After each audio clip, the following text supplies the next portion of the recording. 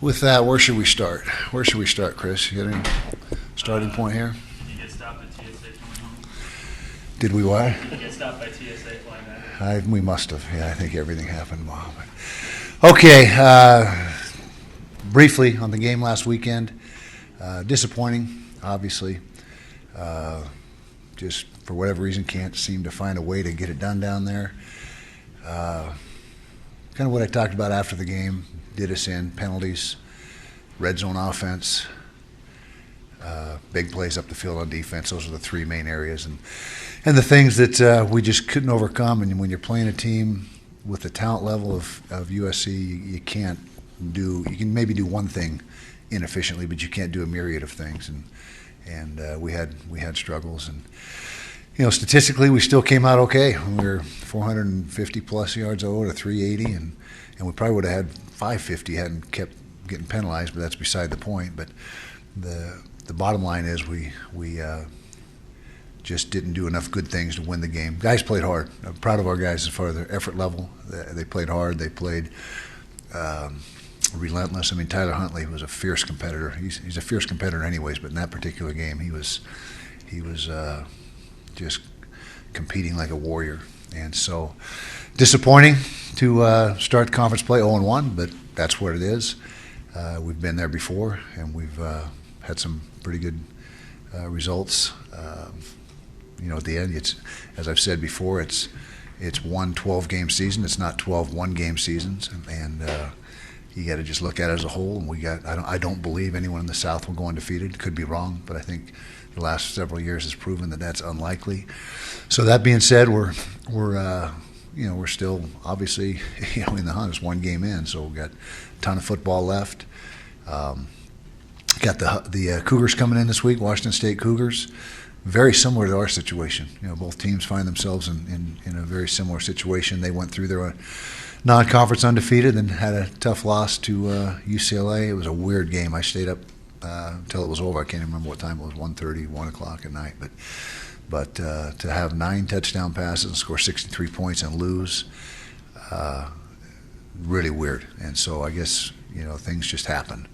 But credit UCLA. They played well. They kept answering, and 67-63 I think was the final with no overtimes. That's bizarre. But anyway, we've got to try to solve the same type of offense this week that we played last week. They do it better than anybody in the country as far as what they do, throwing the football year in and year out.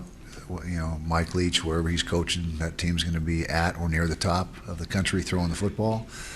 His quarterback right now is leading the nation in pass yardage and touchdown throws, and so they're the antithesis of Air Force. I mean, what Air Force is to the option in the run game, Washington State is to the throw game. That's who they are. They've seen it all. There's nothing that we're going to do defensively that's going to surprise them or do something they haven't seen before. They've seen it all. They've seen every imaginable way to try to defend them. What it boils down to is frickin' Kinningham.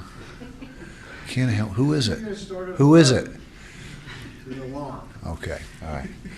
So where was I? Yeah, they're not going to do anything we're not going to do anything they haven't seen. It's going to boil down to tackling and covering and getting pressure on the passer and doing those type of things. And in a game like this, oftentimes your best defense is an offense that can control the ball, which we're doing. Our offense is controlling the football, taking care of it, not turning it over. Knock on wood, we're making first downs. We had 27 first downs in the game Friday night. And so that will play into slowing down that offense as much or more than anything is our ability to control the football, take care of it, and keep it away from them. So that's a big part of the equation. So questions. Coach, just looking at Zach Moss, what's his status for this week? And we don't ever talk about status for the games. We just hope everyone's there. So we hope everyone's ready. And, why would you ever tip your hand to the opponent? That would make no sense at all. And until college football has a injury report rule or whatever, we just won't do it. It just doesn't make any sense. And so we have several. That was a physical game on Friday night. we took our bumps and bruises and got some guys banged up. But that's for us to know and deal with and try to get the best guys out there on Saturday. I'm sorry to give you that answer, but that's just our policy on that. It's obviously not season-ending then. No. You'll know about any season-ending injuries. That will always be relayed to you guys. Almost always.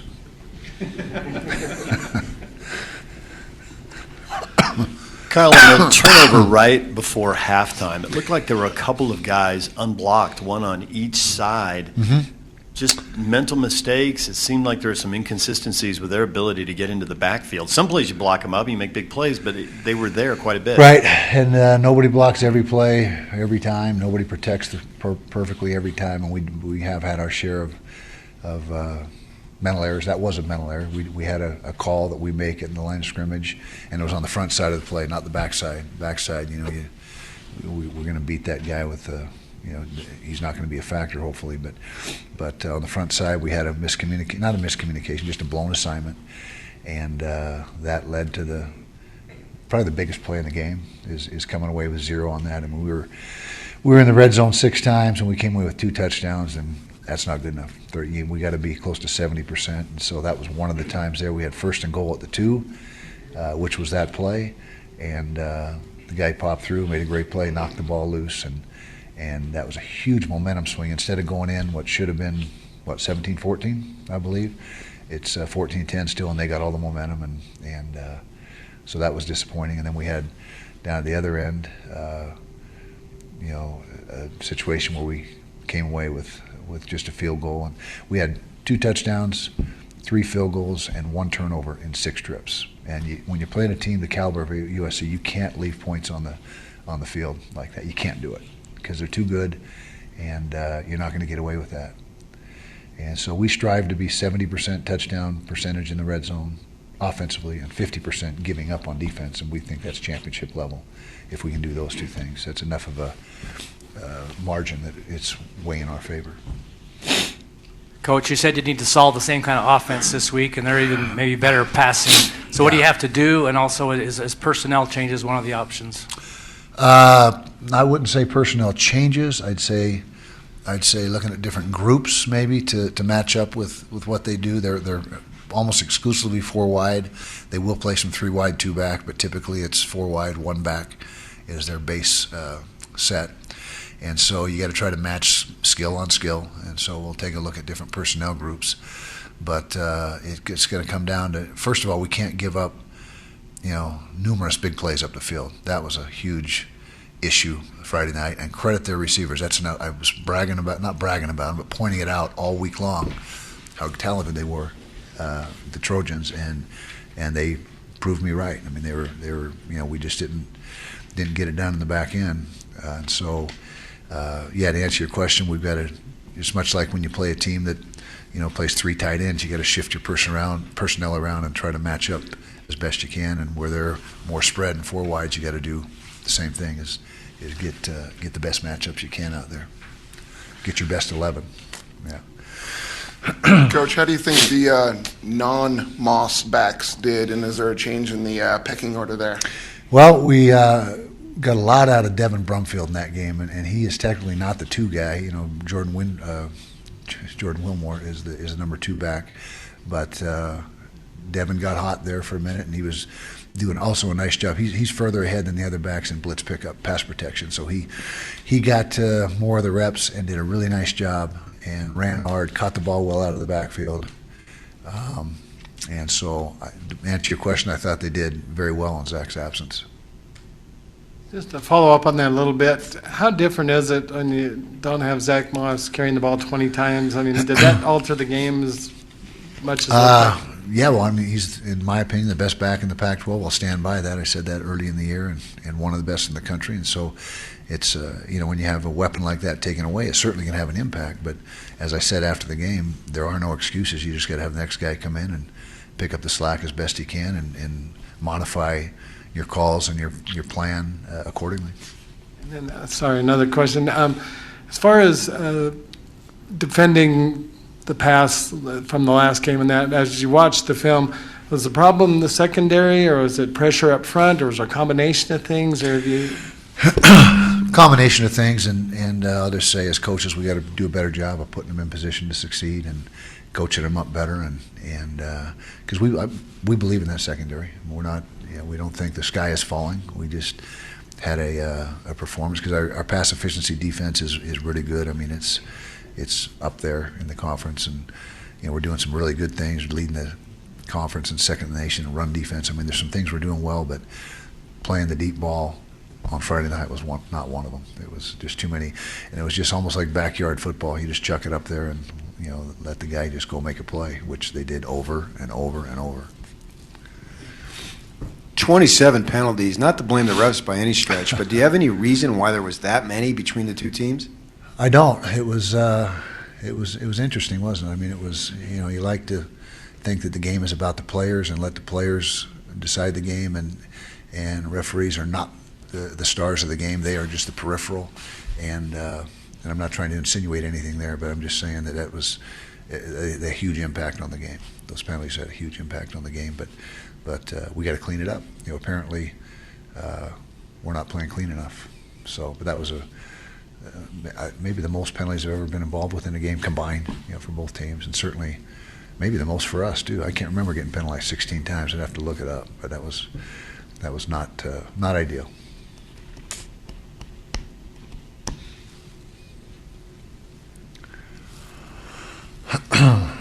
My allergy pill's about to wear off, so.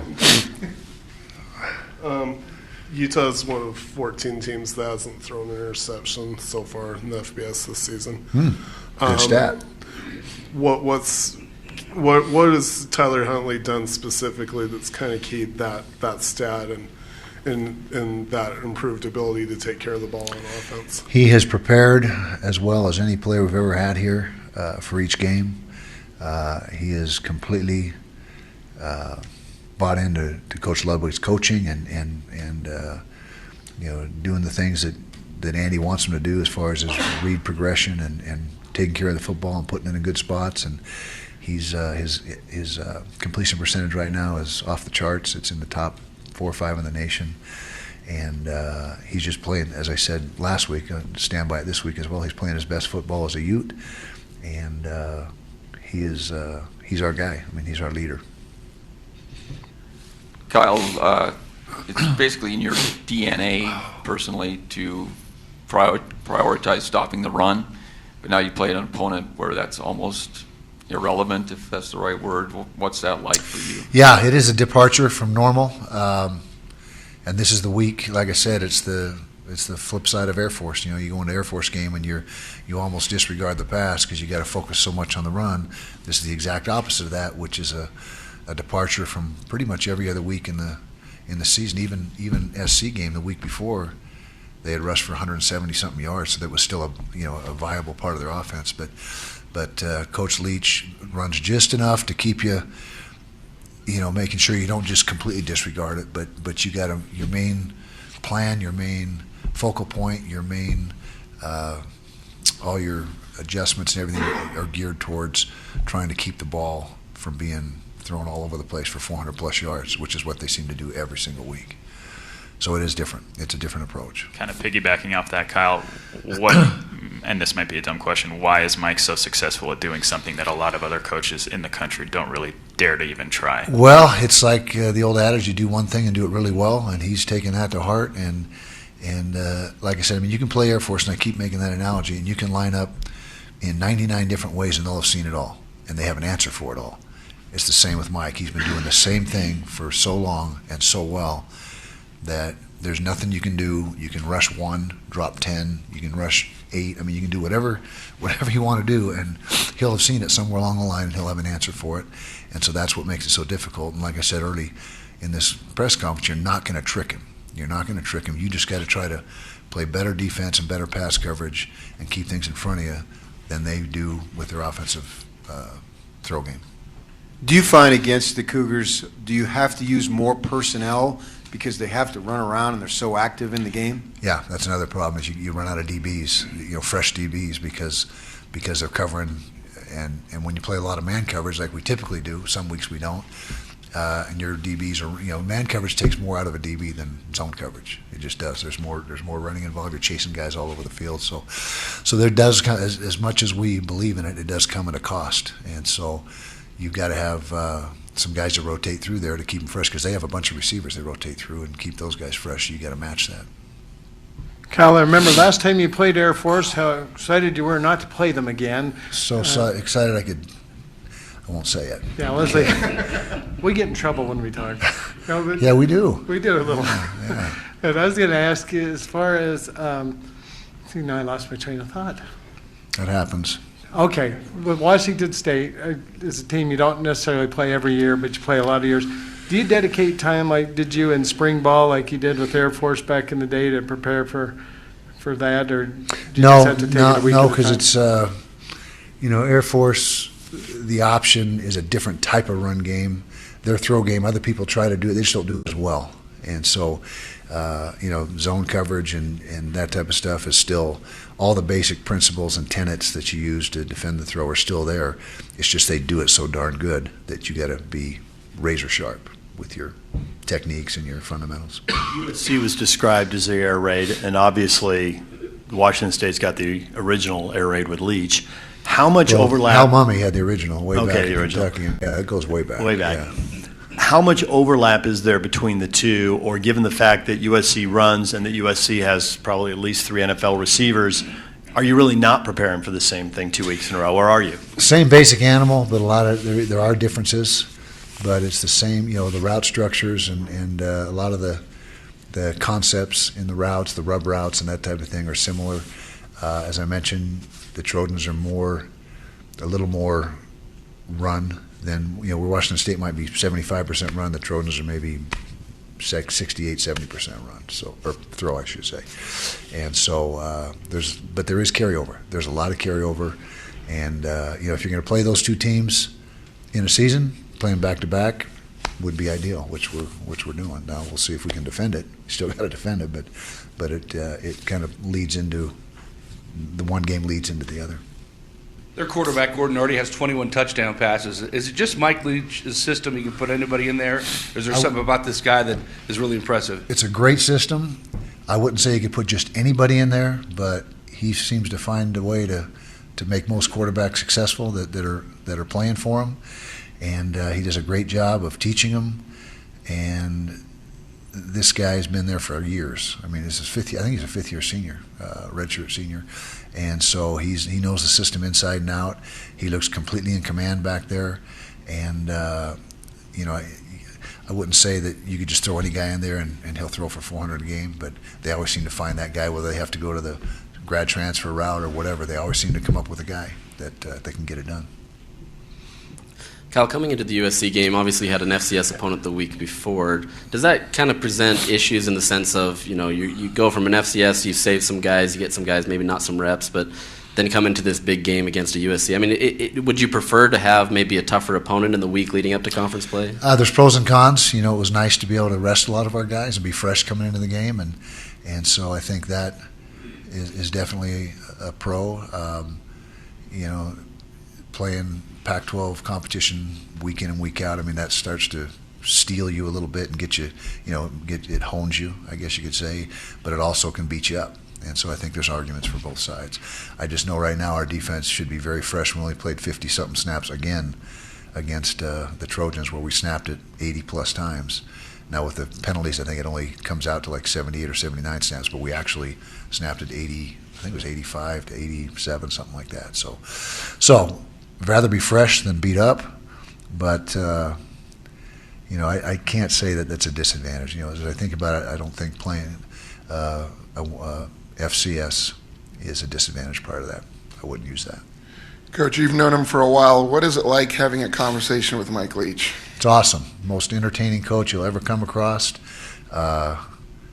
Smart as a whip, personable. You can literally choose any topic, and I mean any topic, and you'll get a couple hours worth of dialogue, and very humorous dialogue on whatever subject you're dealing with, and he knows a lot. I don't know how he knows so much. He must read a lot, but he knows a lot. You've been a noted special teams squad for a while now. What do you pick up watching UCLA run back a punt and a kickoff for a touchdown? Yeah, that was definitely an impact in the game, although Washington State made some plays special teams wise as well, so it was kind of a wash. But we just, there's three phases: offense, defense, special teams. The old adage, if you win 2 out of 3, you win the game. And so we put a huge emphasis on special teams every week and try to make that advantage. Utah last week against the Trojans, it was a non-factor. I think it was neither team really had stellar special teams. They were both kind of average. And so hopefully we can get it cranked up. Our kicker, Jaden Redding, is good to see him make 3 out of 4. The one that was blocked, totally trajectory issue. It wasn't blocked by the guy. We did have some leakage, but the guy that blocked it was stuck on the line of scrimmage because the trajectory of the kick was not high enough. So between him and Ben Lennon, I thought Ben Lennon punted better. And I'm going off on a tangent, I guess, from your question, but we only punted twice, both in sky territory. Pinned him on the 9 and the 12, which is pretty good work. So hopefully we continue to get better as the season goes on, special teams wise, because so far it has not been a huge advantage for us. If at all, it's just been kind of a canceling each other out. Each special teams doesn't really make any huge impact. So we know the goal is to win the South, and you said it on Friday, no team is going to go undefeated. You already said it here today. How do you balance competing to win the South versus having the attention be that versus being focused on Washington State and then so forth and so on? Well, the attention is not on winning the South. I'm just saying we don't think anyone's going to go undefeated, and we think that if we just take our business, whatever's right in front of us, 1 week at a time, just like we always try to do, that, I guess what I'm saying, there's no panic setting in. It's one game into the conference play, and we didn't get it done, but there's no reason to, get discouraged or let this linger. We've got to move on. We've got to get rid of this game, mentally, and today is the day we got to do that. When you play on a Friday, you have 2 days to kind of lick your wounds, but today's the day that gets behind you and you move forward. At this point, do you have an established number 2 quarterback, or is it still a weekly competition? Weekly competition, and Drew was the number 2 guy last week, and this week we'll see what happens. But it's whoever performs, we split the reps with those 2 guys, and may the best man win. I mean, that's how it's been. All right, I got to go sneeze really quick. Are we getting close? Are we done? Oh, okay. Thanks, guys.